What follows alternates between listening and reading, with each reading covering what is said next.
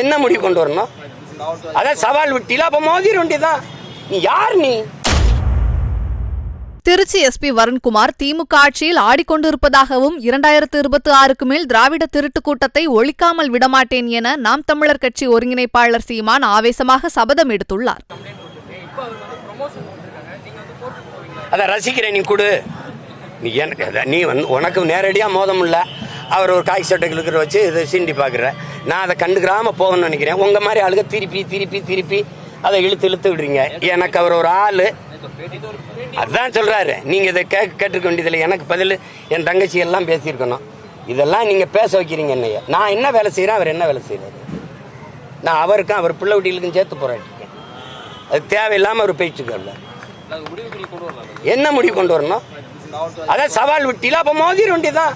நீ யார்? நீ என்னை போய் நீ அந்த ஒரு போலீஸ்காரன், நீ அங்கே போய் போலீஸ் வேலையை தான் பார்க்கணும். இவ்வளவு பெரிய வேலை செய்கிற ஒரு சாதாரண இதுலேருந்து நின்று இந்த மொழிக்கும் இனத்துக்கும் மக்களுக்கு மனுக்குமா போராடி 136 வழக்கை வாங்கி நின்று ஒருத்தன் கடை வச்சுட்டு 14 வருஷமாக முடங்கியிருக்கு. ஒன்றும் செய்ய முடியாது.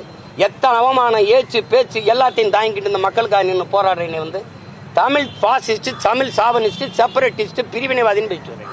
போலீஸ்காரன் வேலையாது. எப்படி நீ பேட்டி கொடுக்குற? நீ ஒரு டிஐஜி உட்காந்து ஒரு அரசியல் கட்சி தலைவர் மாதிரி நீ திமுக மாவட்ட செயலாளரோட என்னை ஏற்று பேசுகிறேன்.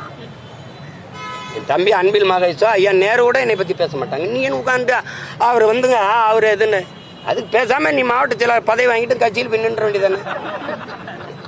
எதுக்கு இவ்வளோ பேருக்கு நீங்கள் பேசுங்க? என்னைய அவரையே முன்னாடி நிறுத்துறீங்க.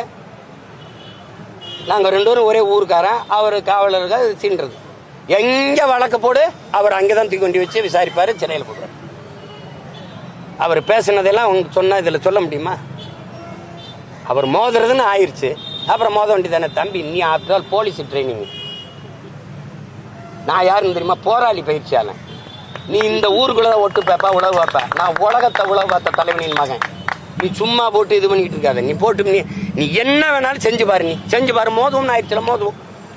இதே அதிகாரம் அந்த திமுக இருக்கிறவர் தான். இவங்களை நம்பிட்டு நீ ஆடிட்டு இருக்க. 26க்கு அப்புறம் இவங்க என்ன பாடுபடுறாங்கன்னு பாரு. இந்த திராவிட திருட்டு பயிர் நீ பேசிட்டு இருக்க.